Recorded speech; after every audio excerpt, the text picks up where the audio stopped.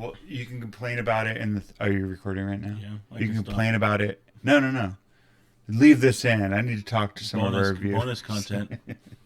Like, you can complain about it later. Nobody even. Okay. Boop, boop, boop. Do. Yeah. Here we are, face to face. Welcome. Hey, Brandon. It's been 3 weeks. Yeah. So we had a little trouble figuring out what we were going to do next. Yeah. I got, actually, you don't know this, but I was feeling a little stressed. Were you? Yeah, I was kind of like, gosh, what are we going to do? Because I was like going back with the Enoch, and I was just kind of, yeah. And all of a sudden you sent me, Oh, yeah. I remember Brandon this. sent me a list of stuff, which was awesome. Because then I was like, oh, okay, we'll do this. Yes, and then let Brandon kind of pick, because a lot of times I think I do. Do you? Yeah. I don't know, maybe, or I say, hey, let's do this. It's not that I'm. Yeah. But I'm saying, Whoa. but you had some really solid things, and one we're gonna do next. We'll talk about it. But right now, Brandon, tell me what we picked, or what you picked. Well, one of the things. Besides a pack of pickled peppers. Yeah, peppers and the pea thing.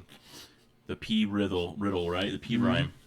So, this is going to be a little different. We decided to go over an essay from our main man, Ralph Waldo Emerson. It's RWE. RWE.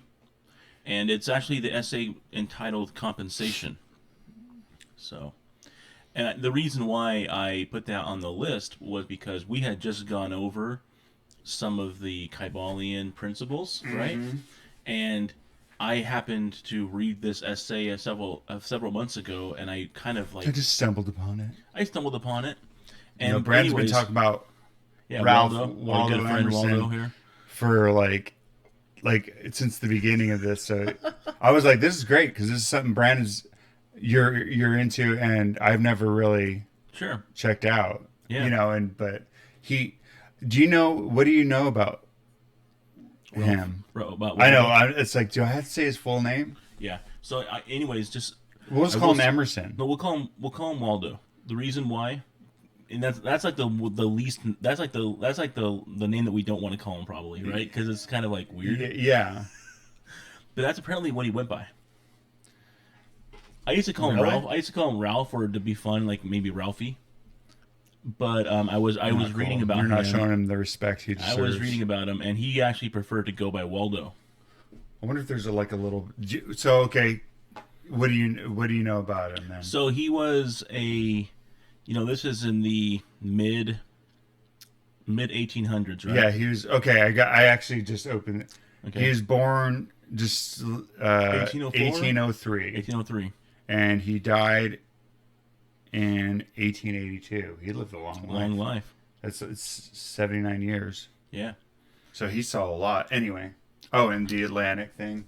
Anyway. Yeah. So he was Look, it says right here what you were talking about earlier. Did it? Atlantic Monthly. Yeah. So I think he was. I think this is the kind of a traditional story that we know a lot of people that have done this, but he was I think he was a pastor's son or something, or maybe I'm thinking of Henry Van Dyke. But anyways, the point is he was a religious guy, kind of. Unitarian minister. Was he? See? His son. And Mark's quiz. This is like a quiz on how much I know about Waldo. Where did he go to school, Brandon? Did he go to... It's a prominent one. Did he go to Harvard? Yep. Yeah. He's the elite. Was he part of Skull and Bones? Yeah. Is that at Harvard? I don't even know where that's at. I think it might be. But anyways, he might have started Skull and Bones, dude. Without any details on his regular his life was pretty similar to most people's at that time, right? Had a few kids, a couple of them died, but he did. He was a Christian, as you saw that. Was a transcendentalist? Is that what you saw? Oh, I didn't. I thought that's what he kind of started. He did. That's right. He was part of the transcendental movement, yeah. Which is, I don't know exactly. Which, okay, I'm just going to say this is one thing that, because I was listening to another book this week, and it was talking about how much of an influence Ralph Waldo Emerson had on the new Thought movement, Oh, sure. which is basically the Kabbalion, Yeah. all that kind of different stuff. The kind of, or like Think and Grow Rich, those different kind of books. Which is interesting because the Kabbalion was actually written after Waldo was passed. That's what I'm saying. Yeah. But I'm saying a lot of people, those people in that kind of New Thought movement, they were huge fans of Yeah. our boy Emerson or Yeah. Waldo. Waldo. But I don't, whatever. Ralphie, Anyway. Emerson. Which Well, is so- interesting is my son's middle name is Emerson. Really, His name is Enoch Emerson. Enoch Emerson. I like it. Yeah, I have always a- thought we have if a- I had a son, I'd name him Emery. Seriously? Yeah. It's a cool name. Like a Yeah. Well, one of my great grandfathers was I've named heard it. Emery. I've heard Emery before. Reynolds, but he died in the Civil War. So, bless his soul. which side was he fighting on? That's the big question. Yeah. You'll never know. Actually, he died in Antietam though, which is like that big bloody battle. Oh, is it? It was one of the bloodiest. It was this over this little field, Okay. like Yeah, I never heard of that. I'll have to Yeah. look up on my Civil War history. and no, it was one of those ones where it was just a bloodbath on both sides. There was like this cornfield that was there, and it was just mowed down by the end of it, by Yeah. gunfire and stuff. And Good gosh. anyway, Civil War. But Yeah, he- not good. yeah. Fighting's not good. Mm-hmm. Anyway, but Emerson lived through all that, Yeah. and he was a big abolitionist, Yes, he was. and What I think is funny is he was actually like when a lot of people that I read and I go back and I read someone's thoughts or like like an American philosopher, especially from like the 1800s. Mm-hmm. Sometimes I'm afraid to like find out what Like, some where of are the they gonna things go? that they supported. yeah, well, like early eugenicists and stuff. Yeah. Like, remember that book, "Living the Good Life" Yeah. by Scott Yeah. Nearing? Yeah. Okay, he was like, I mean, it was basically this thing on kind of they're big socialists and stuff, and it was a really good book. But you find out that Scott Nearing was a huge, like, a college professor, and he was big into eugenics. Oh, okay. And I was like, son of a gun! Yeah. And that's what I'm talking about.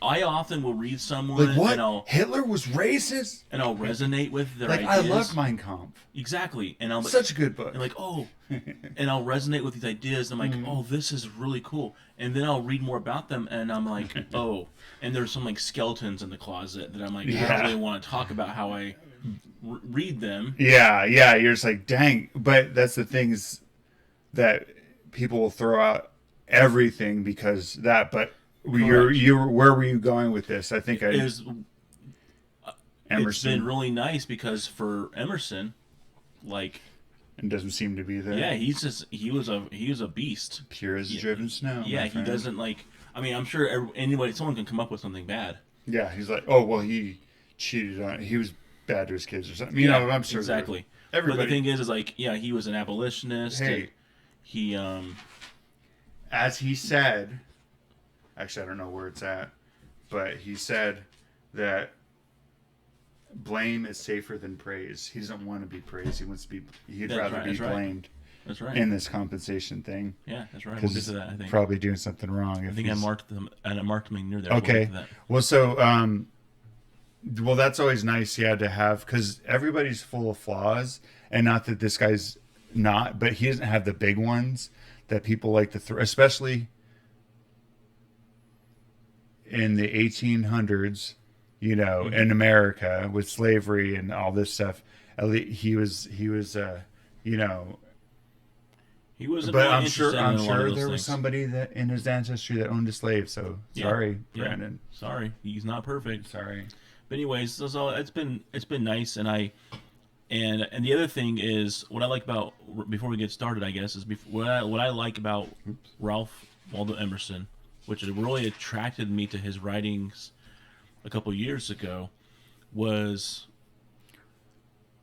I was going through a point of trying to figure out where I was going to go to next in life, and I read his self reliance Uh-huh. essay, and I really just like it dawned on me, and I really resonated with it as like I don't need like somebody else to tell me where to go. Yeah, Like you got that thing built into I you, can figure this out. and that's one of So the big points in this one is that where he starts off. I don't know if you want to, but he starts off kind of like the world is ahead of theology, hmm and what they're that naturally we hmm know yeah, we're what's right. I don't know if you want I to. don't think I marked that, but yeah, he does. He says that it's in the very beginning, right? Well, yeah, my basic summary is people know more than preachers have taught upon compensation naturally. Yeah, because We it's a lived. yeah, uh, and then I just the things on which we learn about the law of compensation naturally is sleep, tools, um, bread and baskets, transactions of the streets, farms, Correct. dwelling houses, greetings, relationships, debts and credits, influence of character, nature, and the endowments of all men. So it's just out there. Yeah, like there's no way to. One of the things I teach my kids is you can't escape this law. There's like, so I talk about principles and laws, right? And most things are principles. And I say, kids, well, compensation is a law. You can't escape it. It's Yeah. gonna come around. You know. See, and because you're I was kind of like, well, where does he go with this? And and because he's setting it up like with the preacher, hmm the sermon that he hears. Yeah. I don't know if. So let's Well, start there. anyway, let's start with Let's start there. what you have marked, and So the way that the reason why this starts, and I think that I believe that he actually, Ralph actually says this is what inspired him to write this essay, right? well, Is he said he wanted to do it ever since he was a boy. because he's a boy. But this is So, what got him to finally write it down. Okay, this is what got him to finally start writing it. He says, "I was lately confirmed in these desires by hearing a sermon at church. oh, okay, yeah, The preacher, a man esteemed for his orthodoxy, unfolded in the ordinary manner the doctrine of the last judgment. He assumed that judgment is not executed in this world, that the wicked are successful, that the good are miserable, and then urged from reason and from Scripture a compensation to be made to both parties in the next life. No offense appeared to be taken by the congregation at this doctrine. As far as I could observe, when the meeting broke up, they separated without remark on the sermon." And he's yeah. like, "Are you guys just Like, gonna buy this?" guys, did you notice what he did wrong there? Yeah, That's kind of like, and that's what kind of, and so he always wanted to write about it, like he says in the very beginning. yeah. But this is what got him to finally He's do it like, because it's okay, like everybody is just completely just like fine with hearing this, and this is like an age old thing, you know? well, it's like so yeah, he's saying, yeah, they're preaching this falsehood that everybody knows in their natural life isn't true. That basically the wicked are successful, the righteous are miserable in this life, Mm-hmm. right? And that the judgment is not going to be happen till in the afterworld or the whatever And that's the traditional like in the the next life, last judgment. in the Yeah, next life you'll have this and this and that. there's many mansions in my father's Yeah. house. So of course you're going to get a mansion. You're going to get that big mansion. Yeah, in fact, So it's a little, and sometimes it's a little absurd. Like I was talking to my wife about this last night, and we're talking about some of the verbiage we've heard in the past, uh-huh. and it's not just like it's not just like a mansion. It's like you will have kingdoms. Principalities, Yeah, yeah, like worlds, you'll yeah, have. You're not going to have like a nice plot of land where you can finally find peace and comfort, and like you're going to have like bound, unlimited like kingdoms and like thrones and yeah, yeah, yeah. Yeah, so you'll have it all. And that was his point, is the absurdity of the idea that you're going to get eventually the things that the wicked have now. yeah. It's like by putting it off. And that oh, and um, so he's saying what makes the saints miserable. You know, okay, he's going with the saint, the miserable and Mm-hmm. the successful. Yeah. He's saying what is really being taught is that success, even the success the sinners have, but they're doing it because the successful things that will make you happy, I guess, according to what's being said here, is houses, lands, offices, wine, horses, dress, and luxury. You know, all these different things, of Sure. course. But and then the compensation of these things are to be given to the righteous in the next life. And then he makes this little thing. He's like, "Well, how's that going to happen? Like in bank stock doubloons, Yeah. venison, and champagne to compensate the righteous." You know, can you imagine like the idea that people are just listening to, but they're not thinking it far enough. That yeah, you're just sitting there with banks like some kind of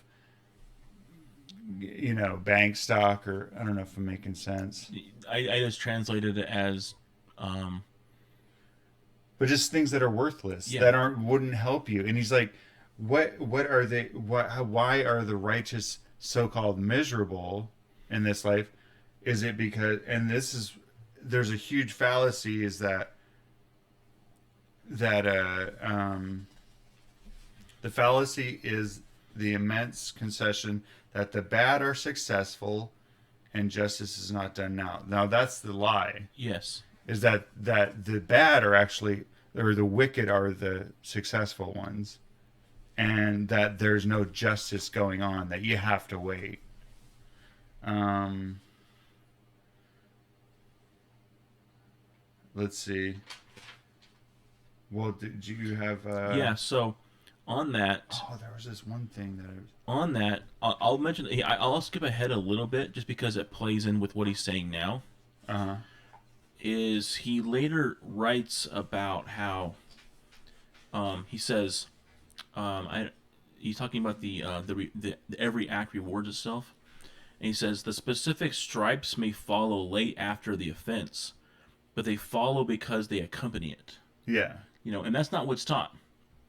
What's taught is like, oh, someday Yeah. it'll happen. Well, no. What's taught is actually not even that those things are necessarily punishable or are going to have any consequences, except for the consequence that God is going to take them aside Yeah. eventually and say, "You've been bad. You've done this," instead of any kind of natural consequences for their actions. So if I could, When go ahead. Oh, I was going to say, well, let you go. If And I I'll. could put my spin on that, and the reason why I brought that up is because that's the common denominator here.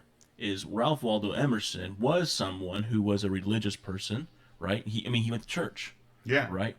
He, even though his critics called him an atheist, which is one of the big demonizing things that happened to him Oh, near really? the end of his life, is he was basically ousted Because by lots of religious communities because he was bold enough to say things about, God, right? yeah. But the thing is, Well, that's the but common denominator is God. So when people, God in the picture means like, oh yeah, God will someday make sure that everything is made right. yeah. Where Ralph Waldo Emerson's approach was more of a hermetic approach. No, no, no. It's everything's related. Everything is intertwined. It's gonna happen from the offset. Like, Yeah. and more like the principle Well, they of got. rhythm, right? Like Well, it's gonna that God's whether God, system yeah, is set up with that. There's kind of like the cause and effect kind of thing. exactly. Yeah, okay. God doesn't need to push a the button for the it to idea happen. of the judgment thing, that there's basically the righteous prosper while the wicked prosper while the wait The righteous suffer. righteous suffer is a lie, because he's one thing I'm trying to look for it where he says, "Oh, there must be a compensation intended for what else? Is it that they are to have leave to pray and to praise, to love and to serve men. Like, do the righteous not get to do the things that they want to do? Can they not praise God and live their life? And also have better. Well, I'm saying that's what they're not. If they're actual Christians or whatever, their goal is not to build up wealth and stuff. It's to be able to Correct. pray and praise. They can still do that, and love and serve men. They can still do that. Mm-hmm. So what are they? Why would they be miserable? Good point. That's the thing. Like he's saying, yeah. So it's not. You're not rewarded for the or by getting wealthy and having all these things. Your reward is supposed to be the love and praise, or and service and all that stuff. And he says this a few different times, but it's basically nothing more than you are what you eat. Like, you get what you look for. Yeah. And you're looking for this. Yeah. I mean, eventually the goal is to be able to or to become such a good person, I guess, that you're not even seeking out those big things, or you don't care if you get them. It's you reap what you sow. Yeah. And you're right. That's a good point. And so he was confused why people were seeking for things that they weren't actually. Yeah. Well, but it's like, and the idea, this person's going to get their, I'm just going to bide my time. Yeah. God's going to judge them eventually. It's like, well, what kind of nice person are you? Have you ever seen the Chris Farley movie Almost Heroes? I have not. You haven't seen that one? It's a good one. Do you know which one it is? It's the one I didn't see. Okay, so it's Chris Farley plays like a hunter trapper guy in the old oh wait, I have seen this one where he's with the one with the. He goes up to get the eagle's egg. Yeah. I think he's getting attacked. So there's a okay, I was thinking of a different. There's one. a scene in this one. Yeah, I love that one. There's a scene where Chris one Farley. of the guys in the camp gets mauled by a bear at night, and gets his ear bit off or clawed off by a bear, right? And so the bear gets out and runs, and the guy's name is Higgins, I think, and Higgins is sitting there holding his wound. His ear's basically gone, and the campers are like, okay, we're good, the bear's gone. And Higgins is like, what are you guys gonna do with that bear? And the other guy I'm not a big actor guy, but the guy comes from, he was played in Friends. Yeah, he was Ross, or not Ross. I don't know. Yeah. But one of the guys from Friends, who's actually the guy in charge of this expedition in this show, he's like, oh, don't worry, that bear will be dealt with. And Higgins like, oh yeah, sweet. How? Like, and he's like, oh, and like no one wants to go chase the bear into the forest, and so he's like, for sure, in due time, whether it's by 8, the bear will probably age and eventually die. And Higgins is like, revenge is sweet. But it's a common concept that you kind of tell yourself, or you trick yourself into kind of like pacifying yourself, or bringing like this fake peace to yourself that like someday, this will happen. We're not going to do anything, but yeah, we're not going to do anything about it, but it will happen. Yeah, and if it does happen, and that's the thing is, by nature's laws, the bear will eventually die. Well, the thing is that but I'm saying in that circumstance, okay, the guy lost his ear. The bear is gone, right? So do you want to go out and, go try to kill the bear, possibly risk getting hurt, get more damage and stuff, or do you just want to let things lie? So instead of like building up, oh, we're gonna go get that thing, you can cause more trouble than you actually. Sure. Yeah. That was off track, but yeah, that's what I think about all the time when I think of this whole like, Almost Heroes. Someday, man. Gosh, what is that? Matthew LeBlanc, I think it is. Matthew. I don't think it's LeBlanc, but I think Matthew's his first name. Perry. Matthew Perry. Yes. Yeah. Why is it LeBlanc? Why did I say? Anyway, so Matthew Perry. Yeah, it's a good show. Yeah, you like just for the scene with the eagle. Oh man, yeah, that's great. Chris Farley's just the best with his body acting. because the guy sends him up to get the eggs. He's like, you know, it was kind of like that thing where I'm not going to do it, but you go up and do it. And I don't remember what happened. But you see these big talons come down because he's all like, he's going to get the eggs, and all of a sudden he hears like the screech, and he's like looks up, and also you see these big talons. He's like, wow. So what's funny about that scene is there was someone in camp sick, right? Okay. And so he needed to get the egg of a golden eagle or whatever. Golden eagles are so freaking big too. So he needed to get the egg of a golden eagle, and so that was the healing. Aren't they at the end? They're like just frying it up. Like no, that's where I'm going. I think. Oh. So that you have the correct history of what happened. So he goes through the pain of climbing this tree, right? Fighting off the eagle in the tree because of the talons and everything. Gets the egg. Gets down the tree. He's all beat up and bruised and like, right? Fighting off this golden eagle for the egg, right? Yeah. And he gets down and his stomach starts rumbling. And he eats. So he starts to like get ready to cook the egg, and then he's like, he sees like a wild pig running through the forest. Oh yeah. Oh yeah. So he has bacon and eggs, and then he has to go back up again to get the golden egg. So then he goes back up to get the egg again, fights off the bird again. Oh man. And then he finally makes it back to the camp with the Matthew Perry sick and dying.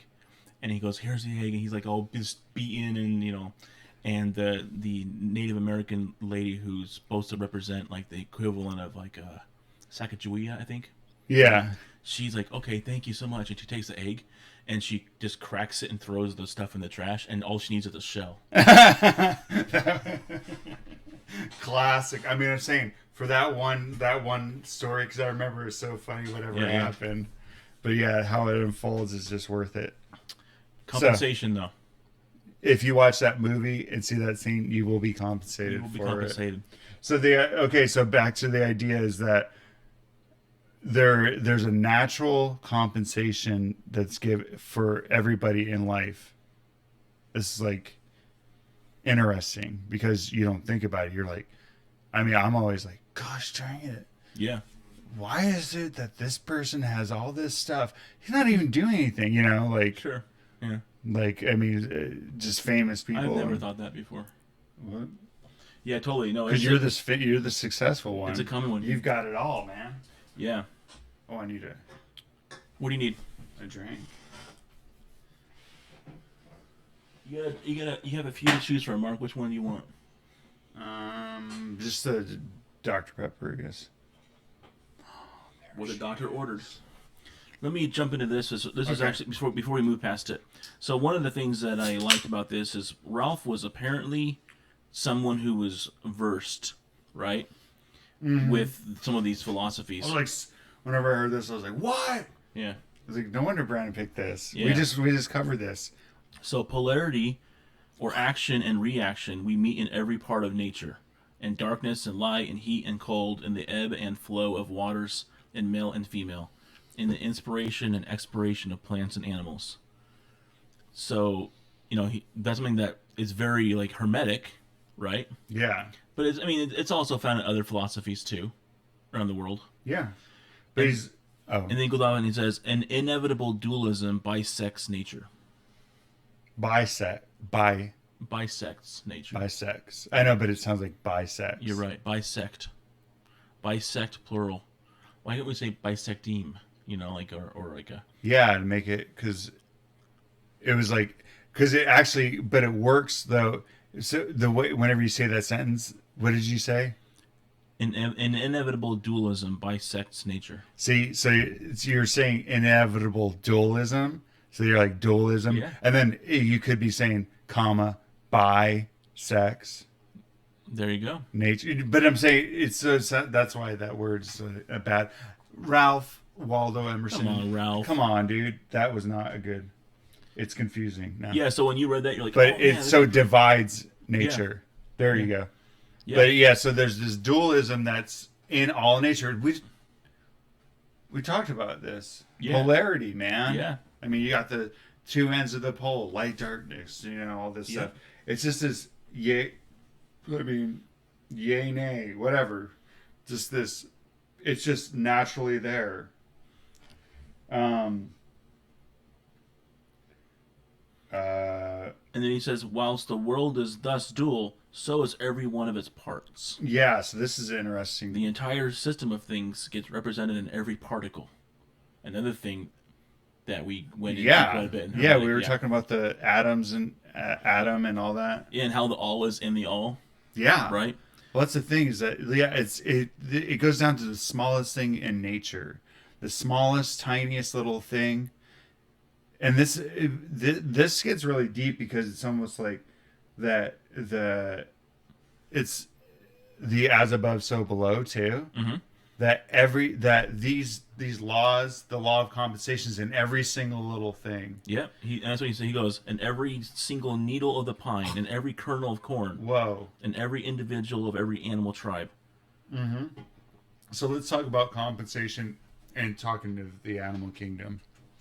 Oh yeah, he mentions that, right? Yeah, that's what I'm saying. Let's just go into his the idea, where we can get a little clearer picture of it.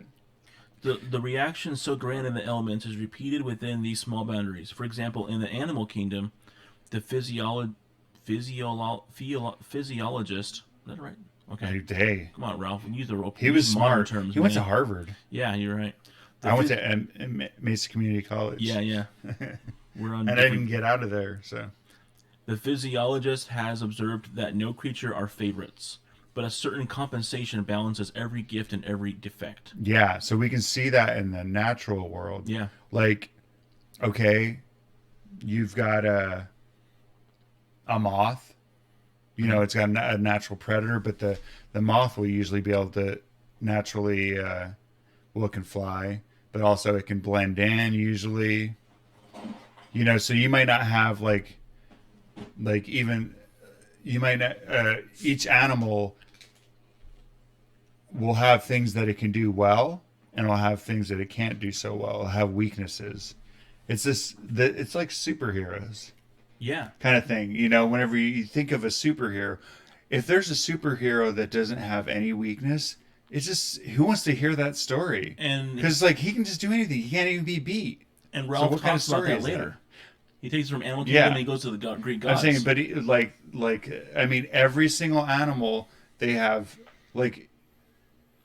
pluses and minuses. Yep. You got a long neck, like the giraffe. Mm-hmm. What is giraffe's weaknesses? They don't really have much they don't have any claws. I don't know. They're not. They're clumsy because of that. Like they get knocked over too easily from. I don't know. I don't know if he gives Well, but I'm saying you don't have any animal that is the total king. I mean, I know the lion's the king of the jungle and everything, but he can't just go kill everything at once. You're giving up. You get claws. You give up something.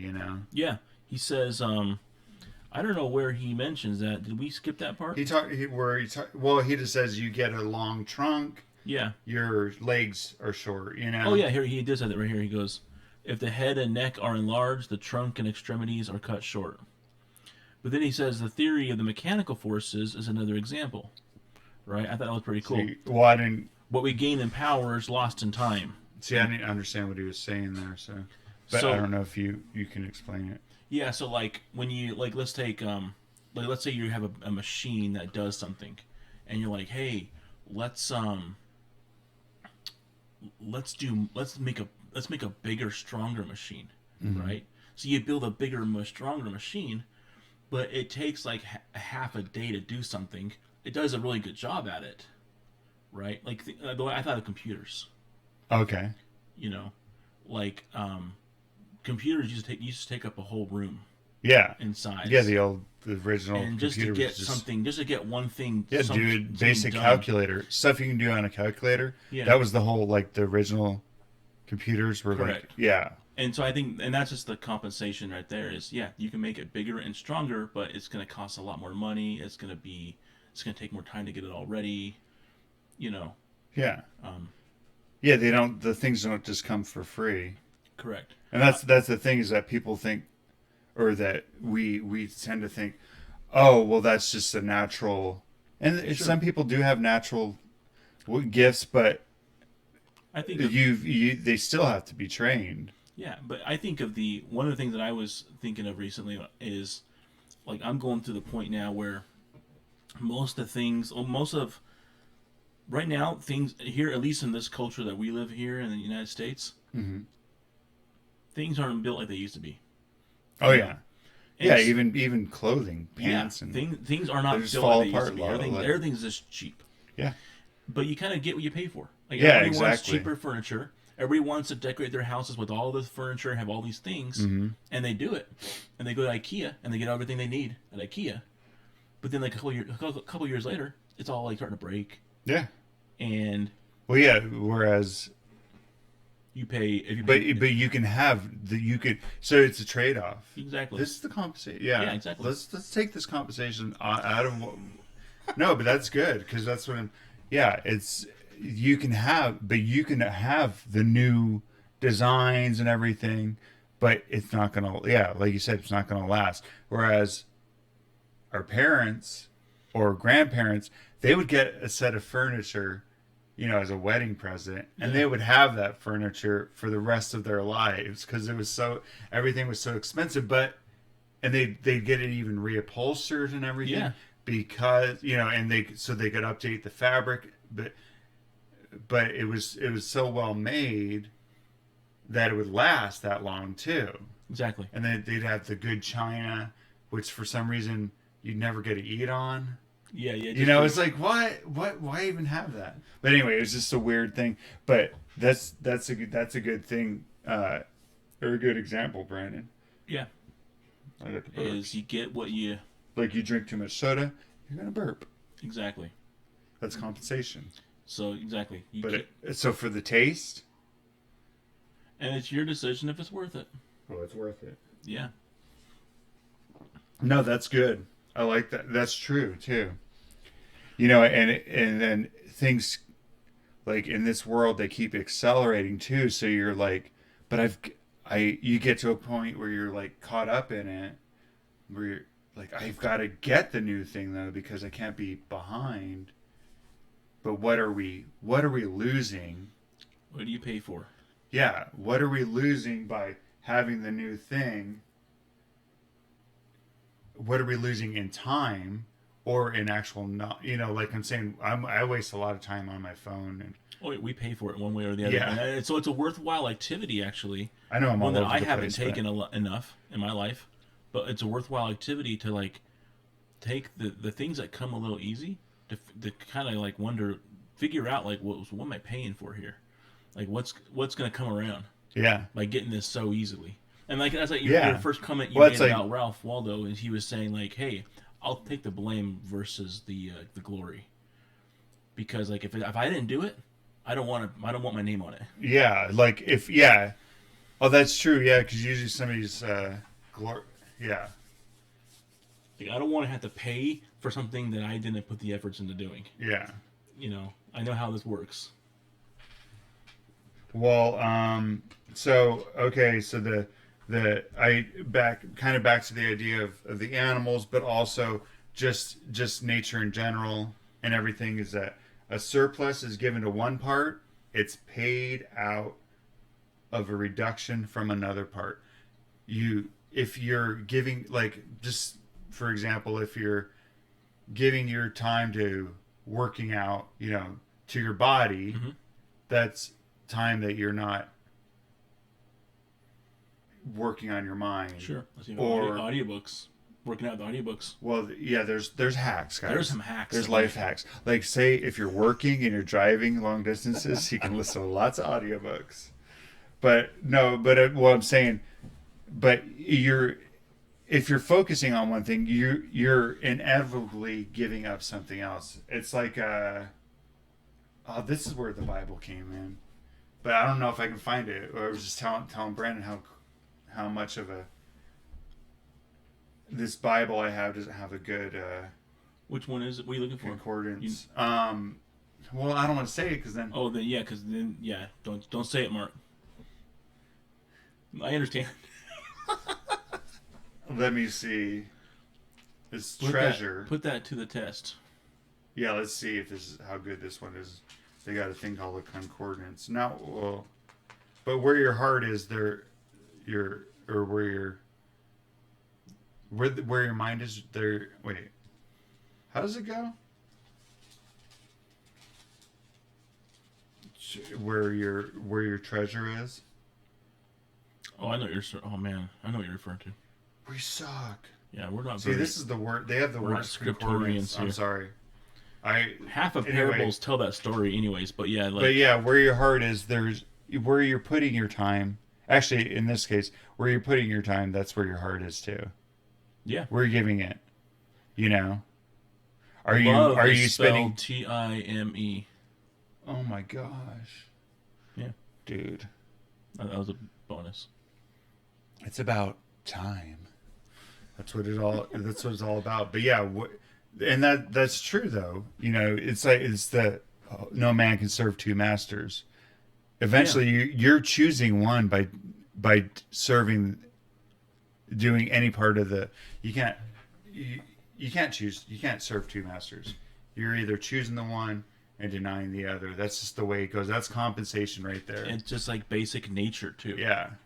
Like it's nothing.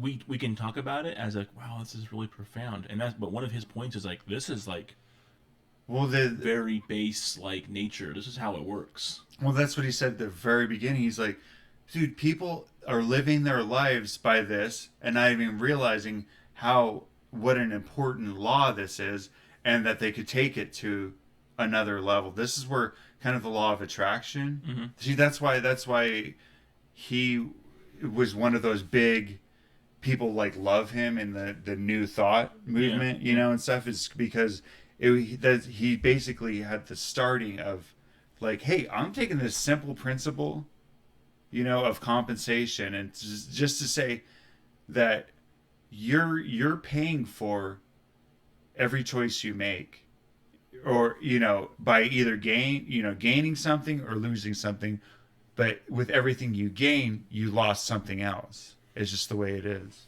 Okay, keep going. After he talks about like Ooh, after he gets done with the whole leveling. like what's that? Oh, go ahead. So Let's see where you're he going. continues and just basically gives a few more examples and saying like, cold climates, invigorate, but the soil does. Cold climates are you're not gonna breed fevers, crocodiles, and scorpions, right? Yeah. Like we see it everywhere around us. And then he goes on and says, like what you were saying, for every grain of wit, there's a grain of folly, Mm-hmm. right? But one of my Yeah. favorite things he says here, and this is what it is, he refers to nature, and he says, nature Oh yeah. nature takes out of the man what she puts into his chest, swells the estate but kills the owner. And then here's the punchline: Yeah. nature hates monopolies and exceptions. Yeah. And there isn't any. Yeah.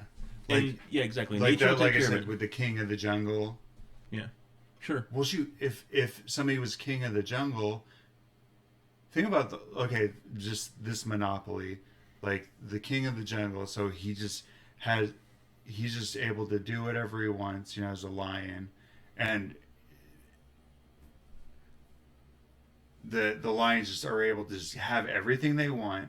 Eventually, they're gonna have to start cutting back because they're gonna all the things they're hunting Correct. and stuff are gonna die Correct. down. Yeah, they lose that makes their. sense. Yeah, it does. I'm not like an. I can picture it though. Yeah, it's just like eventually there's no more like. The cycle kind of stops because you've like killed it all off. Yeah, Like, nature naturally will Yeah. kill off if either side is out of balance. Like say the gazelles, there's too many, they'll just naturally start dying. Yeah. You know, or if there's too many lions, and then all of a sudden all the gazelles, Totally. the lions are going to starve, I'm gonna start telling my kids or that. the kind of like, if that makes. No, I do. That's what it's like. It's a game of life. So the nature Hates hates monopolies, and most people hate the game Monopoly because it goes way too long. Yeah, the card game is pretty fun. You tried the card Yeah, game? yeah, Okay. yeah. I actually have, and that's a lot shorter. Yeah. And I think you mentioned that before actually to me. Okay. but nature naturally has a leveling a natural leveling Oh, to yeah. it. The balance, the scales, and that's what we were talking about with the whole, long neck Yeah. or fast legs or whatever, or sharp teeth. It naturally has this balance that's gonna um, naturally occur. If a man has so much riches, nature's going to take it out of his health. He sits there and suddenly he's just gorging himself or something. There, like he just becomes, what is it, lugs? No, what is that called? Whenever they're like so soft, they just become soft. Like, and they'll die naturally quicker. Oh yeah, Ralph actually calls that. He has a funny word for that. What does he say? He says, "lose their manliness," or. But anyways, we'll get to that probably. Oh, Me and my wife talk a lot about the zodiac right now. And uh what's funny with the zodiac? It's not funny, but what's interesting about the zodiac is, there's you know, nothing funny about the zodiac. yeah, it's not Man. funny at all. It actually is funny if you read it on your own. You're like, oh my gosh, and you laugh a lot. Like, But the what? thing is like the way the zodiac's all like configured and set up, and of course this is man that's decided what is what. Mm. But everything has, you know, I'm a Pisces. Pisces have lots of good things, Yeah. but there's also a few things that suck and that they're bad, Yeah. and it's easy to kind of like pretend like those don't exist. Like I don't want to look at those, but yeah, everything's balanced. That's like the key. That's like the key word of this whole thing. Is Yeah. balance. Compensation is balance. Yeah. And whenever life gets out of balance, but we'll talk about that. So he uses the example of a farmer versus president, kind of like the. Do you have a? I do right here. Or well, Can what's I just this? can I just make this real quick? Yeah. Okay, this is the funny thing. Okay. Is a man too strong and fierce for society, and by temper and position a bad citizen, a morose ruffian with a dash of the pirate in him? Like. If he is that way, right? Uh-huh. Nature sends him a troop of pretty sons and daughters who are getting along in the dames' classes at the village school, and love and fear for them smooths his grim scowl to courtesy. Thus she, referring to nature, contrives to itinerate the granite and felspar, takes the boar out and puts the lamb in, and keeps her balance true. I wonder if that's talking about kind of okay. So this guy, because at first I was like, what is he talking about? I was kind of, I was like, well, that seems weird.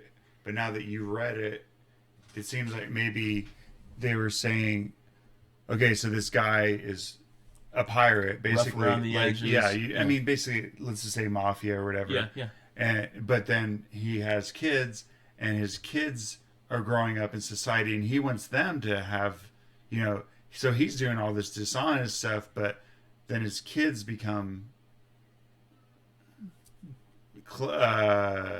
good citizens or Yeah, something, yeah. like Sure. it's kind of like if you think of the Irish whenever they were started out, they were like here in the U.S. they were like Yeah. the worst. Sure. People hated them, but eventually, and they were did criminals, all this different, all Mm-hmm. these different things, and same thing with the Italians, but and then but eventually they have kids, and those kids become the upstanding citizens, and that's one of the police force. Like the Irish in the police force, they became the law enforcers. Correct. Yeah. You know what I'm saying? So it's not necessarily that the guy becomes good, but then all that crookedness Nature is needs to balance balanced it out. out. Yeah. I don't know if that. Thing with a lot of the early Jewish immigrants. I'm sorry. I'm so harsh on these Irish and Italian immigrants, Well, I'm but going to add Jewish into this too. oh, So a lot of the early. don't go there, Brandon. No, this is a good one. I have Irish and Italian in me, so I could talk. This is a good one. Jewish immigrants came over to the United States, and they started off as being like peddlers and tailors, and they worked hard. They were the lower class too, Exactly. just like the Irish and Italians. Yeah, but all their kids, when the tailor were working 18 hours a day, tailoring clothing and drapes and stuff, and working hard. But they're putting their kids into like medical school, Yeah. and then all of a sudden, a generation later, and it's like it's everything has balanced out, Mm-hmm. and then now the Jewish community became a very like profound, you know, wealthy community just over a generation or two. Yeah, So yeah, compensation. What goes around comes around. that's You right. work hard. And eventually those, you see, and the next generation eventually will lose, the education will go away, and then all of a sudden a Then you bunch get of kids that then you get a idiots. bunch of kids that never had to work a day in their Yeah, life. and then all of a sudden, and it's just Yeah. it's this cycle, but there's always this balance where nobody I mean, not, well, some people do, but keeps all the money, but um, it's always distributed eventually So throughout, the farmer if that makes sense. imagines power and places are fine. A farmer imagines power and place are fine things, Yeah. right? This is the word I was referring to earlier, with how he uses the word manly. But the president has paid dear for his White House. It has commonly cost him all his peace and the best of his manly attributes. Which I'm not sure what he means by manly attributes, but to preserve for a short time so conspicuous an appearance before the world, he is content to eat dust before the real masters, who stand erect behind the throne. Well, I think that's where it's talking about it, where instead, he no longer is doing his own will, the best of the individual rugged man. Sure, exactly. He's suddenly a servant of the state, but not only of the state, of the people behind the state, these little Sure. string pullers. Like, this is what you wanted, right? This is what you Yeah. So, you're thinking, oh, it'd be so great to be the president. You can do whatever you want. You can't do whatever you want. You'll lose your manly attributes. Yeah, I mean, well, and you see it every time a guy goes into office, and especially if they're there for two terms. Oh yeah. All of a sudden, they go in this young whatever, and they come out this haggard whatever. Oh my gosh. The amount. I know that They 8 years. I age. know that 8 years went by, but It's when like Obama was done, his hair was all gray. It's and They age in dog years. Those 8 years are like suddenly they've aged 20 years. It seems like. yeah. And I don't know if that's it just seems like that, but it's the thing he says is that he who overlooks thousands also has the charges of that eminence. He's taking on the burden of you're overlooked. Like, oh, it'd be so great to be able to be king. You're over, but you've got charge over those. So you've got the worries over those, and you've got, especially in politics, all that praise. You get the praise, but you also get all the blame too. Yeah. Everything you do is under the microscope.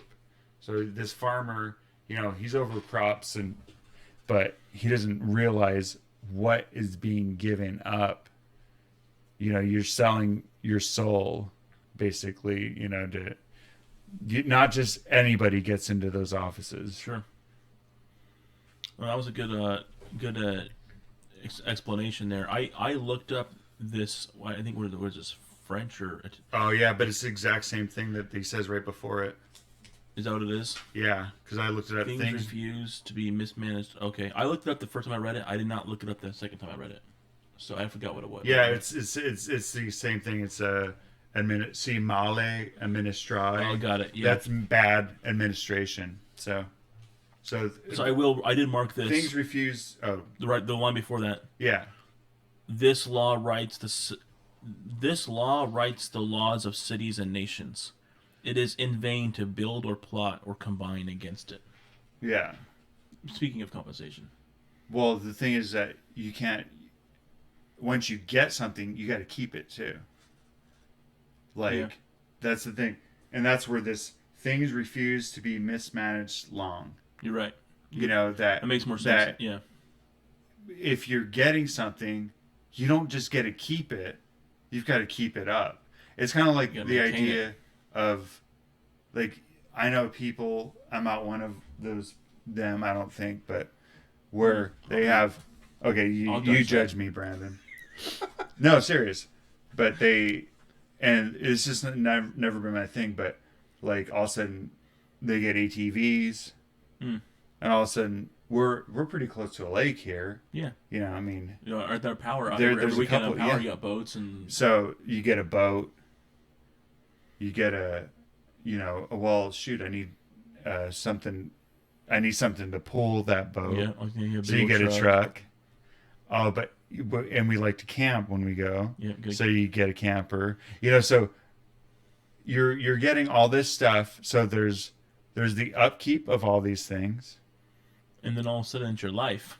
Yeah, and but what do you got to do for that? You got to earn the money, So you're working or like you got to go into debt. You Yeah. know, and then you're just so you're living a lifestyle, or is your lifestyle living you? go. Ooh, Sometimes that yeah, happens. it's true. Is that you're really being lived through your lifestyle instead of living a lifestyle. And those are words almost directly out of the Kybalion too. yeah. Remember that, like, remember the whole like, who's actually, the whole like gender, right? Like who's actually planting the seeds? Oh yeah. Like who's actually, Yeah. Well, I'm saying, you got the American dream kind of thing. yeah. Like a house and but how big of a house do you need? I What are you giving up by getting these things? And we don't think about that. It's gosh dang it. There's like some scripture I keep thinking of, but I can't. yeah. I'm so I spiritual. just so you know, I think you judged yourself correctly. Okay, you don't have like a boat in the backyard or, but anyways, the thing is like, yeah, good point. Yeah, it's a whole lifestyle. Yeah. You see what people get in sports too. Oh Like, yeah. they put their kids into. I'm not. Me and Mark are just like, We're like- talking about people and what they do. But like, let's say, Let's talk about something we do. um, Books. yeah, Like I'm just saying, like, no. Well, you buy books, but you don't read them. I don't know. I try to be pretty simple. yeah, we don't have any problems. Well, no, not that, but even us or me, yeah, I could definitely live in a smaller house, blah blah. That's true. I often think It's always easy to point fingers. my at kid. other It is people. easy. It's easier to see other people's issues. Like they're than yours. overcompensating for something, Yeah, especially those guys in those big trucks, or those big Lincoln SUVs. that's a line. That's a line from Shrek, right? What? Do you think he's compensating for something? Well, it's a general Yeah. thing, whenever somebody's got that Well, big because old... it has like a short. The king is all short. Yeah. His castle's like huge. Yeah. Um, But well, I'm just saying that what are we giving, or what are we gaining? What is that thing where it's like counting the costs? That's what it is. That scripture where he's talking about, you don't just go out, or a wise person would count the costs of what he's doing, like buying a plot of land. He's going to be like, okay, do I have enough money? What is this going to cost me? What am I giving up? And that's one of the problems with economics and stuff, is that, I mean, I don't mean to get into this, but compensation, it's like, okay, I can take money from you and give it to somebody. And it sounds like, that's a great idea. Mm-hmm. But what could you have done with the money? They never put that. Sure, that's never equated, or That's not equated. It's like, but this is what we did. And that's the government always says, we created this many jobs, right? Yeah, They created them. And it's like, well, did you create them, Or like for them, a tax decrease, or like if you don't raise spending, you're actually lowering spending, even if you keep it stagnant. I don't know if or if you're going through a financial difficulty, and you just start giving everybody like checks of you start giving everybody stimulus money. Like, here, we'll make things better. We'll give you Yeah. guys all money. that's what I'm saying. Eventually, things, and this isn't even, I know, but those things will eventually be compensated. The law of compensation will come into play, whether not it's us this, saying this. It's this, Ralph this Waldo is Emerson yeah. saying this. Well, no, I'm just saying this is something that. Oops, I just hit the microphone. But this is something that eventually compensation will happen.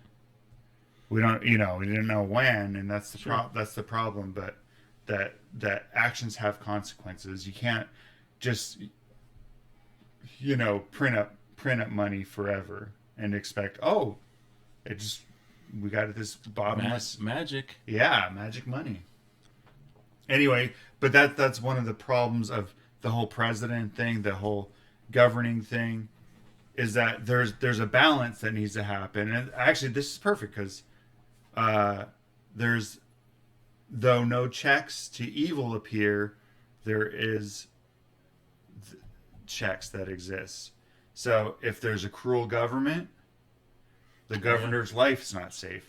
Like That's right. That's what I'm saying. If you're a dictator, they always have guards around them. Think about Saddam Hussein or whatever. He had body doubles and all this stuff.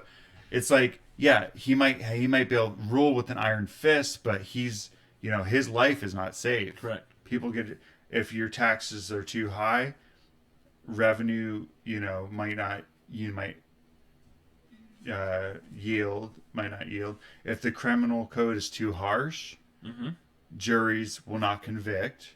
But if the law is too mild, there'll be private vengeance used instead. So it's like this balancing act.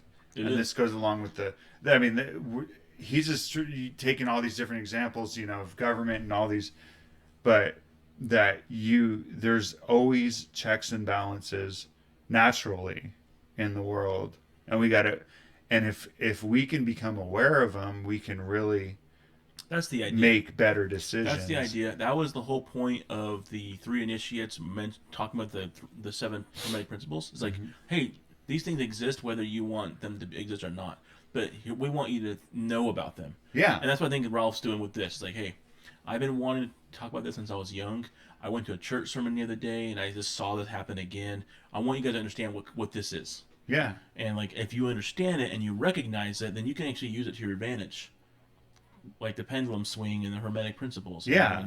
Yeah. If you're aware of this, because most of the time we're going through life, and he's naturally knowing this law, but not actually applying it, or in being aware of it. If you're aware of this, it can make a huge difference in the decisions you make, knowing that every little action you make, it's hard to but every action there's a reaction kind of thing. Here's a crazy example. All right. I was playing a board game the other day with some people, and game had this weird setup where if you're playing 4 players, what happened was there was a reward given, and it was unequal, and so one of us was going to get shorted on the points. Really? Yeah. And so everybody was starting to kind of argue about it, and I'm like, I'll take the less points. I'm like, oh no. Look at Brandon. And I'll take the less points. And it's because at the same time I was reading compensation, and I'm like, yeah, it's gonna come around. It'll come around. I'll end up winning the game because I was not like. Did you win? No. You're like compensation in the next life, though, Brandon. Exactly, in the next life. But, so what was the point? Why did they do that in the game, or is it just a way not to? They couldn't figure out. It was a game where there was challenges, and then this challenge had like a certain amount of points, and the amount of players we had, I think it was like 15 points, and you distribute the points between 4 players, and it was, I don't know why they did that way, but yeah, somebody had to take a shaft on the amount they got. You got that, and I chose to do it. You didn't get compensated. It's like paying it forward, right? Here, you guys take it. I don't, I'll end up getting more in the anyway. end. It wasn't a game just to me, Mark. But go ahead. Well, I know, but think about how long that you could have been arguing about that. No kidding, isn't it lame? Because I've done that where I've argued with people, while we're playing games, because I'm like, no, this is the rule right here, and it's actually ended games in the past. I had this people would notice after a while when I would go to church, and there would be this like, hey, who will say the prayer? and like the room goes silent, I would often be like, I'll do it. Me.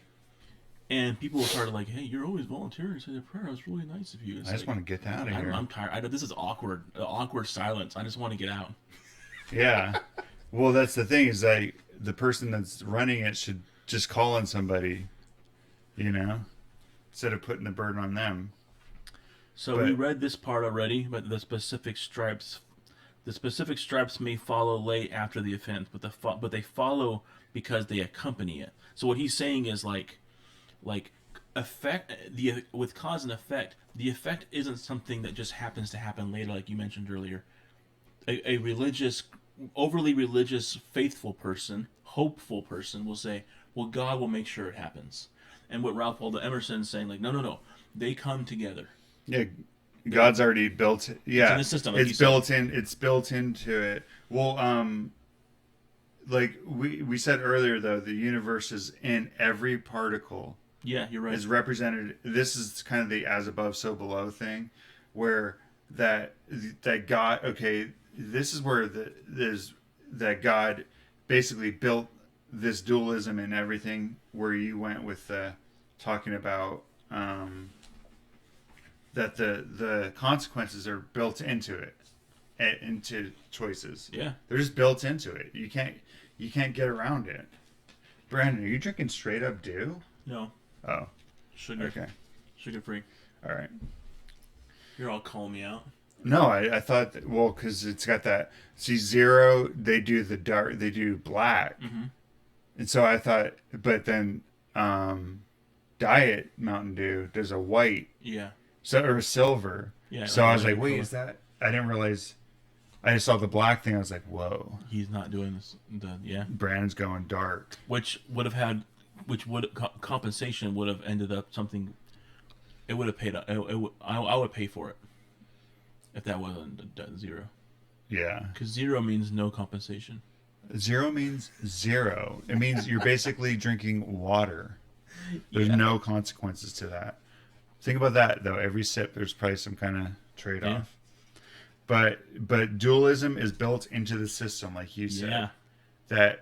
That the whole idea that God's in the all is in all. That every particle has got the judgment or There's whatever no way in to it. escape it. Or the judgment or the reward in it. Yeah. There's no That's way to the thing. escape. It's fundamental to everything.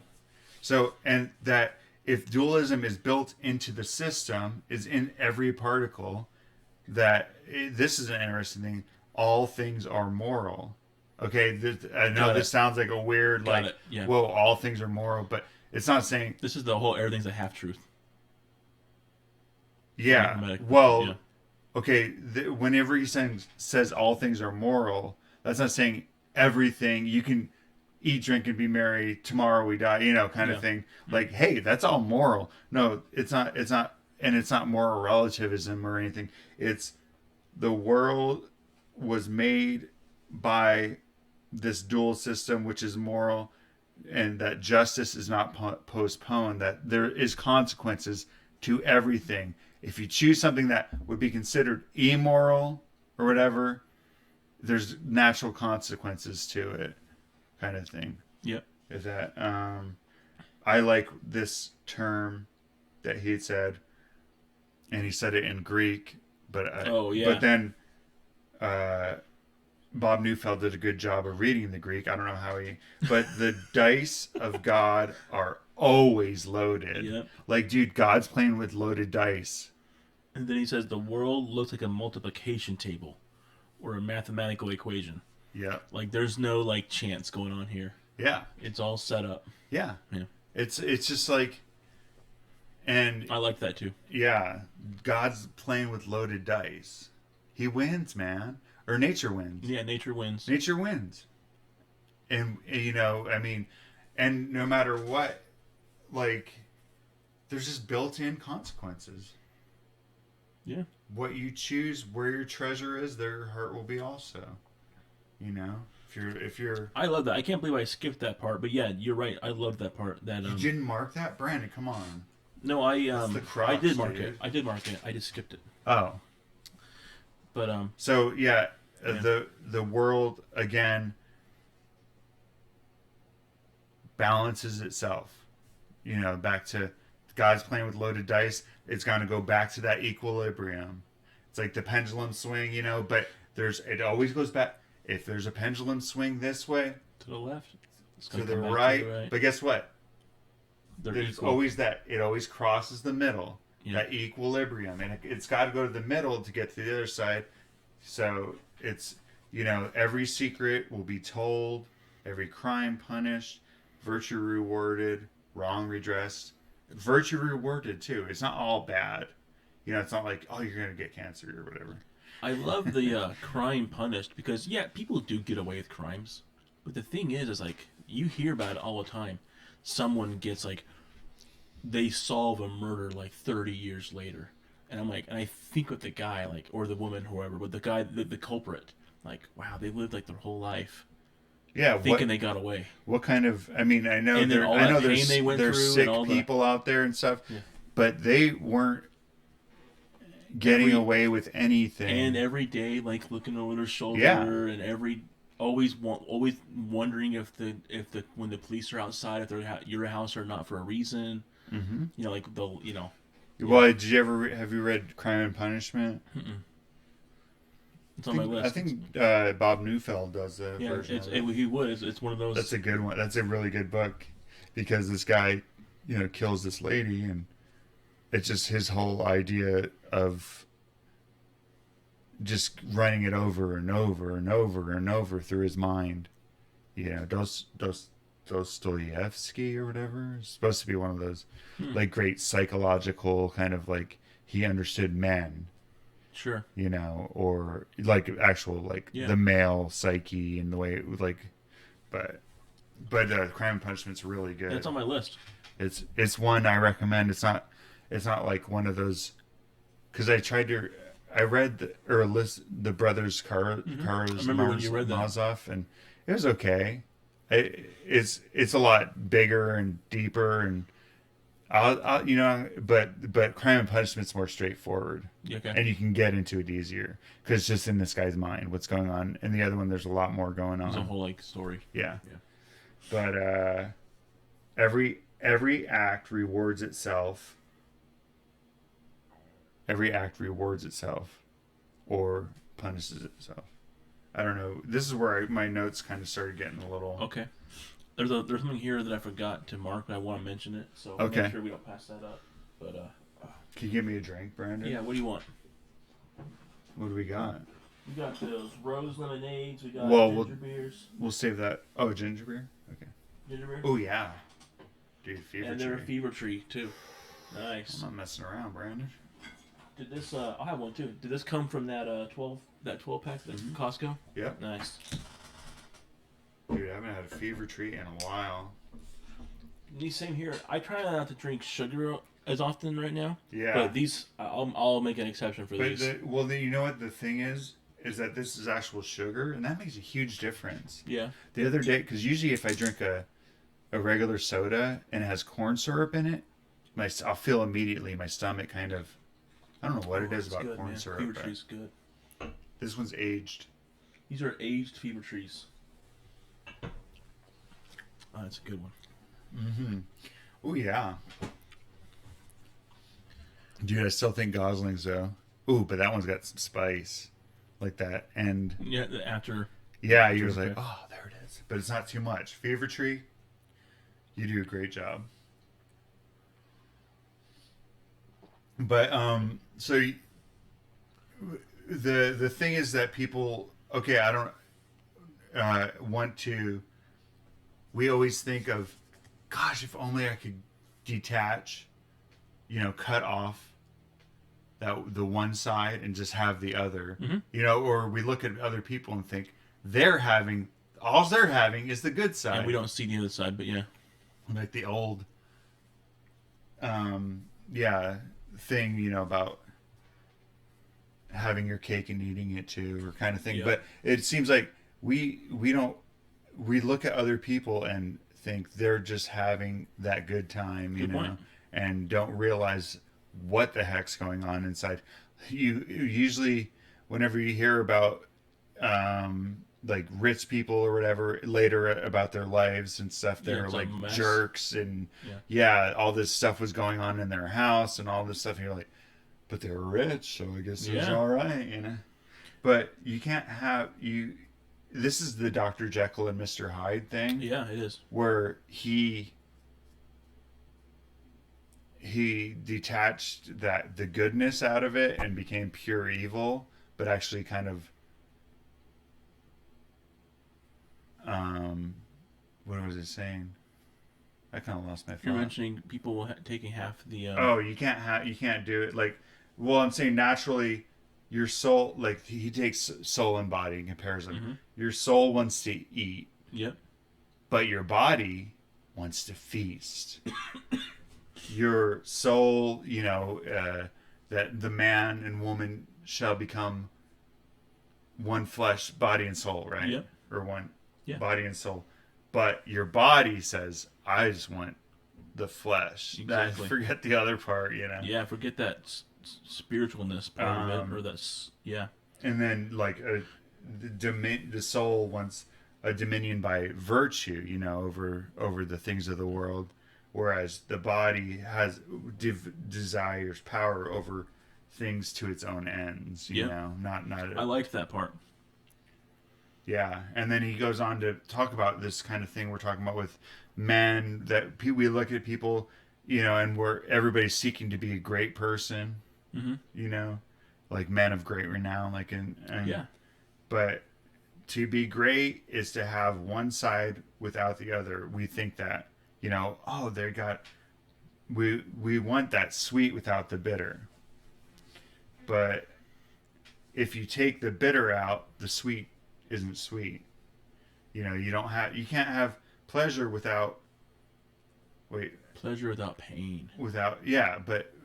pleasure or pain. Oh. But pleasure out of if you take the profit out of like the profit out of profitable things. I'm trying to does think say that, how does though, he doesn't say he? that? How does he say that? He does say that. He says, okay, profit out of, pleasure is taken out of pleasure is taken out of pleasant things, profit out of profitable things, power out of strong things. As soon as we seek to separate them for the whole. Yeah, because you gotta have the opposites. You can't like if everything was pleasurable, there would be nothing pleasurable because pleasure Good wouldn't point. exist. Exactly. It's only pleasurable because half of the other things aren't pleasurable. Yeah, you can't take the other side out because the other side is what gives any side You're right. or any desire for it. I don't think I've ever understood that as well as I do now. Now that you mentioned it, thank you, Mark. But you're right. That's like, That's what I was trying to, yeah. yeah, you can't Like, take it out. if we seek to separate them from the whole, it's like saying that you want to you have an in there's you can't have an inside without an outside. You can't have a light without a shadow. This actually we're looking at the Tao Te Ching, Mm-hmm. and there was this thing about the vessel and the Yeah. empty space. Yep. Like the The biggest woo. utility of a vessel It's the woo, the emptiness. is the emptiness because yeah, but exactly. you've got to anyway. It's kind of like you can't have one without the other. So it's just saying, like it's like you want the mermaid without the dragon's tail. That That's was right. my favorite thing. Yeah, I saw that one. Like you're like, no, if you want the mermaid, you want. Oh, I just want the top half of the mermaid. I don't want the bottom. you know, it just doesn't go that way. And this is where he kind of goes into the if this is common in fables, traditions, parables. You get the Proverbs. you got the Greek gods or the gods are all set up with like Achilles' heel. Yeah. Like they all have a weakness. They Yeah. all have a. Yeah, there's no perfect God. I mean, but well, in Yeah. in In these in terms. in the in myths and common things, because there's weakness in everything. Actually, there was a huge thing that, because I don't know if you want to go into the myths, but it's not that. I can move past it. Yeah, because but the proverbs and these myths are the sanctuary of intuition, right? Yes, that's what it said. That's where like our intuition teaches us, and our different sayings and everything teach us that you can't have one without the other, kind of thing. It's like love and marriage. Yep. I do want to say that it's also right before that it says the voice of fable has in it a somewhat divine. It comes from thought above the will of the writer. He kind of went off of compensation a little bit on here. The voice of fable has in it somewhat divine. It came from thought above the will of the writer. That is the best part of each writer, which has nothing private in it. That which he does not know. That which flowed out of his constitution and not from his too active invention. That which in the study of a single artist you might not easily find, but in the study of many you would abstract as a spirit of them all. Okay. That's kind of like a confusing almost. Yeah, explain. Basically, like everybody's telling, it's almost like everybody tells the same story, and don't realize it, or it's like Beauty and the Beast. Tale as old as time. His earlier example of everything is within the pine needle, like everything has, like even the things that we create. Or is everything within the pineal? Get it? Third eye. But like even the things that we create, even the things that the artists create, it's like everything's within those too, and there's meanings to things that we create that we might not even know we didn't mean to put it into there, right? Mm-hmm. And so, we write if you write a poem, and you have a certain reason that you wrote the poem.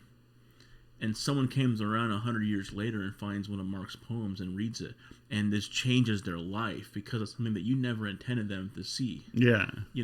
Oh, so, okay. He kind of went off. That a little bit on this. I don't think this as much about compensation as other parts are. Dude, he got distracted. He started going and talking about Dante or Shakespeare and stuff, but like, yeah, that was weird. Sometimes Ralph is wordy. You said it yet? He's a little wordy. He gets a little off track. We haven't said that yet, but I just did. Yeah, you just did. I like the wordiness, but not when I'm like, okay, I want to get on to the next point. I want to get on to the next part, though. Mm-hmm. Like, I appreciate that because I'm wordy, and I know I want to appreciate things that I'm, I can go off on this things forever, like I am right now probably. But the thing is like, he kind of does in his essays. Like this could have been about 5 or 6, 7 pages shorter. Yeah, for at least. Well, but there's. I think if you read over it a couple times, you'll get different things will strike you different. And then except for that paragraph. Yeah, one paragraph. Come on. But okay, so one thing that he says is that there's a crack in everything God has made. I love that. See, so that could be where somebody, if they don't understand what he's saying there, is like, God makes imperfect stuff. Yep. That could be anti whatever, God, I guess, or, but that's not what he's meaning. He puts in intentionally weakness into everything he creates because it's part of the law and it's part of this dualism that teaches people or whatever. It's part of his. It almost makes you wonder: is it even possible? What? Perfect, like something to be perfect without a crack? Well, yeah. I mean, of course it is. Of course, it's possible. I don't. Yeah, that's a big question. But I'm saying. I mean, if we go back to the Hermetic thing, it's just, you're not looking for perfection. And correct. I don't think it's just but you got to realize that in nature, nothing is given but all things are sold. There's always a price to whatever you're going for. So now my notes have really come to an end. Did you mark that line right there? The devil's an ass. Yeah, because I was like, what does that mean? Is that some old saying? I was reading that and I'm like, did he just like throw that in at the end? Because He's like, oh, by the way, the devil's an ass. I like that. Like, what does that mean? That was with the proverb. He was going with all these, all these different proverbs. Yeah. I don't know some of them. He was talking about how curses recoil back on the head who imprecates them. Yeah, you put a chain slave. around the slave's neck. There's a chain that goes right back to you because you're in charge of that person. Bad counsel confounds the advisor. And then he says the devil is an ass, and that must be an old saying. Maybe it is. Yeah. But I don't know what it would even mean. But it must have been an old proverb. And I agree with it. One of the things I liked near the end, I guess we're getting close to finishing up, but Mark. He talks about debts and stuff. Are you in it? Let's go there. Well, we don't have to. I didn't realize that we were only still far into the essay. Oh, we got a lot left? Yeah. I'll just mention this. I liked he has this one analogy he gives in where he mentions two people like getting along and talking to each other and being cordial with one another like a team. Yeah. But as soon as any departure from simplicity and there's an attempt at halfness or good for me that is not good for him, my neighbor feels the wrong. He shrinks from me as far as I have shrunk from him. His eyes no longer seek mine. There's a war between us. There is hate in him and fear in me. People get along really good when they agree on everything. Yeah. And as soon I've as had that where you're like or even you meet somebody and you're like, oh yeah. Yeah, and but eventually things get complicated. And once you do, and as soon as there's any departure from that, or there's a half, and it's like, oh yeah, that's okay that I think this and you think that. That's fine. A lot of time that's just the end of it. Or things might or else that little thing might build up. Correct. Build up. So, what else you got? The law of nature is do the thing, and you shall have the power. But they who do not do the thing have not the power. Yeah, this is talking about just basically you can't get knowledge by having somebody else do it for you. Actually, was it in Seneca or was it in Epictetus?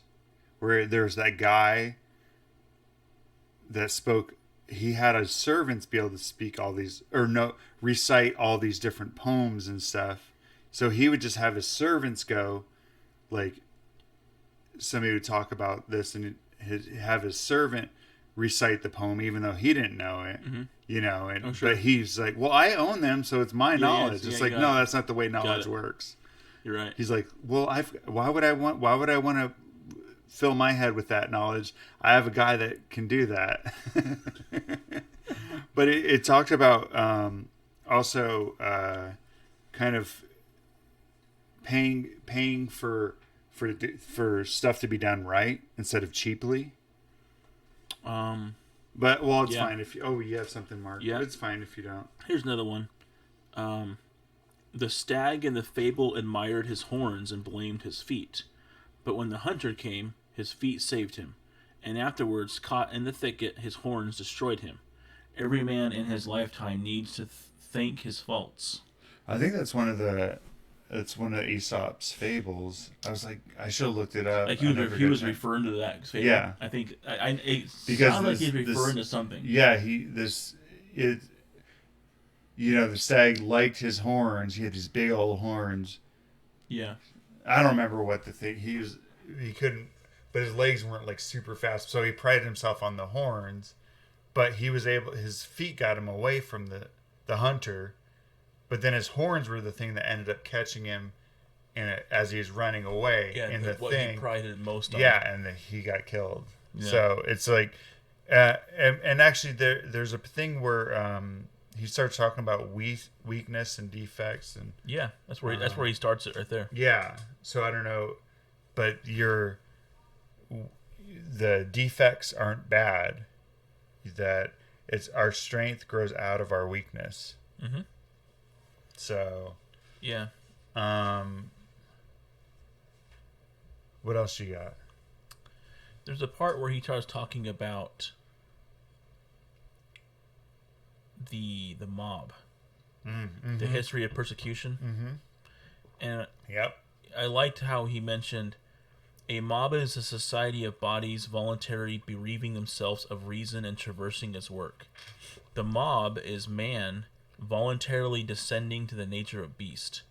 Its fit hour of activity is night. Its actions are insane, like its whole constitution. It persecutes a principle. It would whip a right. It would tar and feather justice by inflicting fire and outrage upon the houses and persons of those who have these.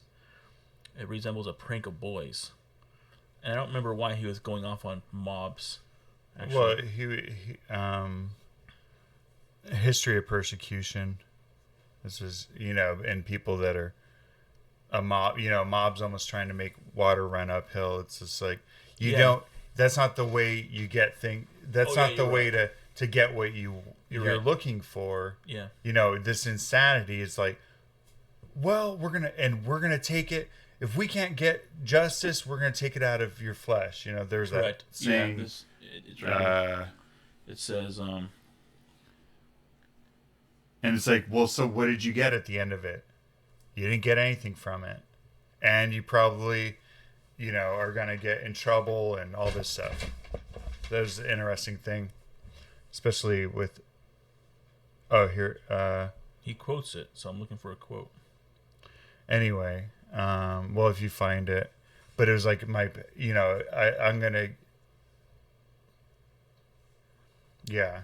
So okay, well that was an interesting thing, especially with different things going on with is that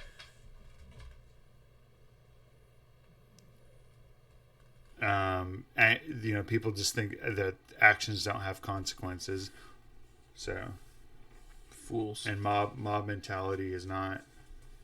It never ends up good. It just doesn't. It doesn't end up doing it. I mean, like think about different things that were like an organized thing for change and different things. That have actually changed things because it was not the mob mentality, but actual like a. So, I'm kind of like sputtering. So I think we can wrap this up easily with a few more things here that are near the end. I took note on this, and I think you mentioned this earlier on, Mark. It says, "I no longer wish to meet a good." Oh, this is a good one. Yeah, I no longer wish to meet a good I do not earn. For example, to find a pot of buried gold, knowing that it brings with it new burdens. Yeah, that reminds me of you hear about all the people that win the lottery. Yeah, and then like their life goes like over the drain. You see, you're like, oh my gosh, what would I do with that? And the majority of the time, it's freely given, and guess what? It's just as freely spent. Yep. Or they end up in a worse place. And all. So, So anyway, that was interesting. The pot of gold. I almost got to the end of the rainbow before. Like, it was a while ago, but I was driving down the road. Seriously? It looked like I was gonna get there. I'm gonna do it. But supposedly, like the rainbow actually is actually curving around the whole Earth. Yeah. Like so, it looks like it's. But you got to a point where it looked like you was like this right. Yeah, I was like, dude, that looks like it's over there. I was driving down the freeway, and it was so bright, But then that's the deception is that. You keep going and going, and you're just going to keep going. You'll never reach that end. There's a bonus lesson right there that Mark has given. Dude, chase the rainbow. Skittles. He quotes Saint Bernard at the end. He says, "Nothing can work me damage." The dog?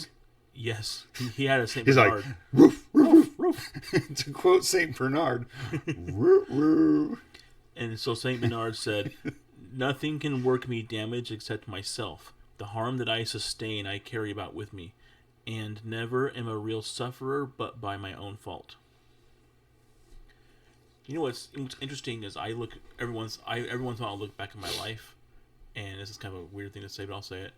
And I've realized a few times now that the only things in my life that I actually like, I've had pains that happen to everybody, right? We all have tribulations and trials we go through. Yeah.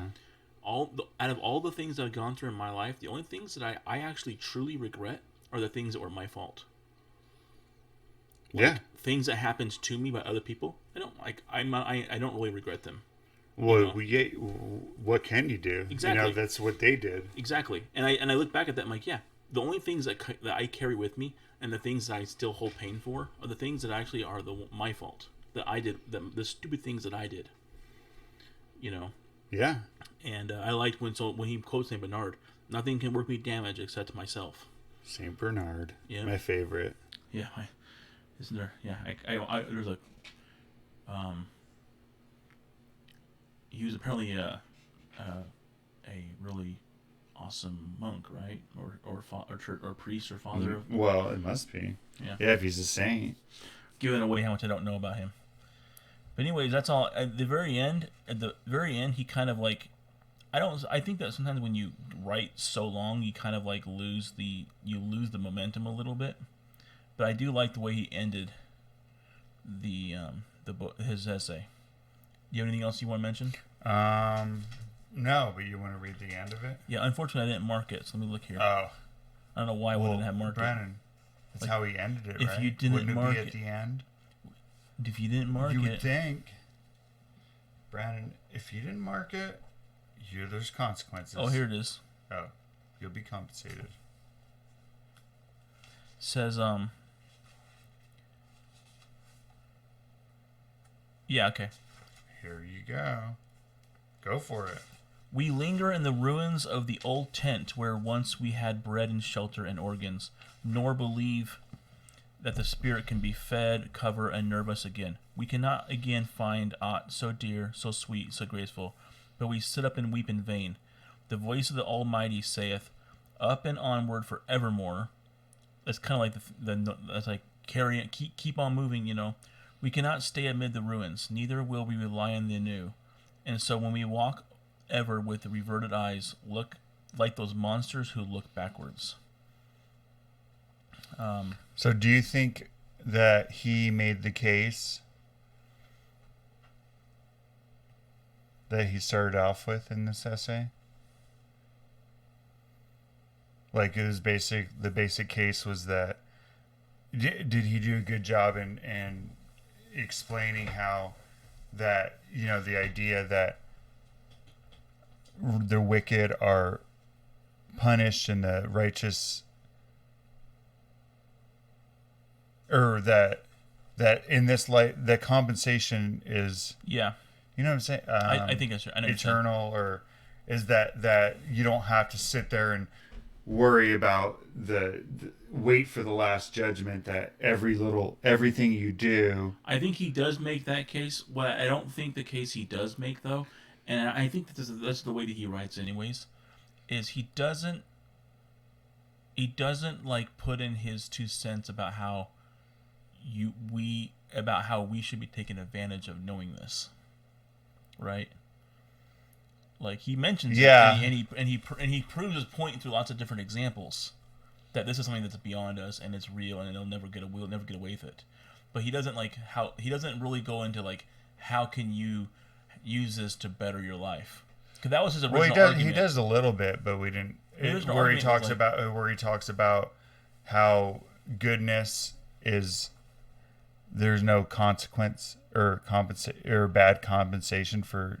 Anyway, well, I think though if you read it, you know, and look over it, that you'll definitely. I think he did a decent job of making his point. I liked it. And near the end, they got a little. You're like, hey, you know what? Actually, there are consequences to the thing, and I think it's kind of like you're looking at it in the wrong way. You know, and he says it. That's the thing. He says a lot of his big points right in the beginning, and that's the problem I had with the other one that I read somewhat recently, a while ago, where he makes the big point, the profound, where you're like, yes, to keep you reading. yes, and then all of a sudden he goes off on these little tangents towards the end, and you're like, okay, now he's just talking about all kinds of Yeah, stuff. and you kind of like, should I even But finish? the big point was what was the big point?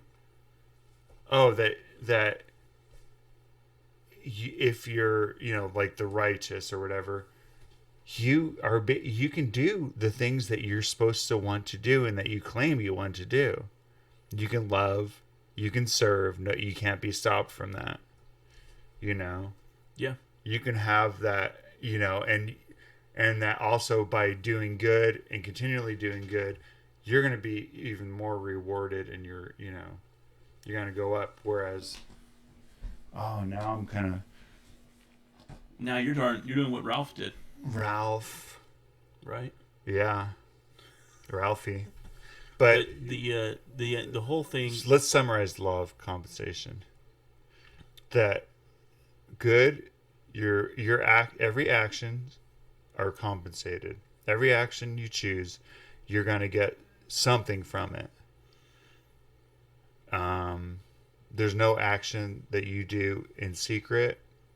Like it reminds me of that scripture where Jesus is saying, whenever you go into your closet, you pray in secret. Yeah. Because your Father who sees in secret will reward you openly. Like, you work on yourself, and those you'll be compensated. In your life. Yeah. Gosh, I'm really stumbling today. No, you're not. You're good. So, You did it. but just know that if you're trying to do what you think is right and do what you should, that you're being compensated with every little step everything you do, every effort you make. So, and step back every once in a while and figure out what the compensation might be before yeah, you do it. say, well, yeah, that's the thing. What are the consequences? Do I need this thing? Yeah. What are the consequences of me looking at my phone, and getting stuck in a YouTube thing? Yeah, you get what you get what you get. Like you get what you look for. I mean, many a night I've walked away to bed and been like, I could have been reading compensation. Oh. No, but or something, Gosh dang it. Oh, I wanted to do this, but I didn't do that. So guess what? Yeah.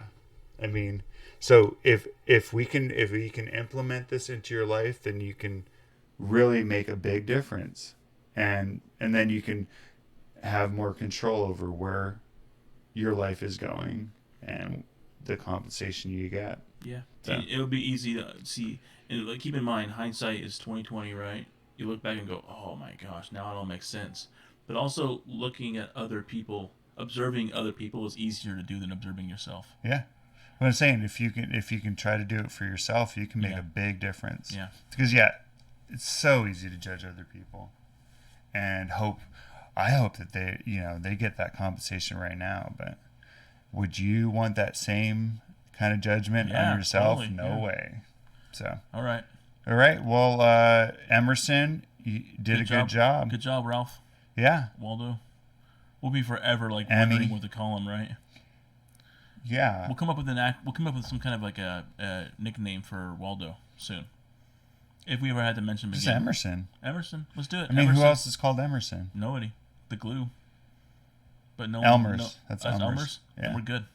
We are good. Okay. So there we go. Thanks, Emerson, and hey, Mark. That was a good discussion. Yeah, it was an interesting discussion. Hopefully, it made some sense. Yeah, it's a little bit different than what we've done in the past. So hopefully that's cool. And yeah, next time, we'll talk about it in a smorgasbord. Maybe what we're gonna do next. All right. cool. Ciao. Talk to you later. Bye.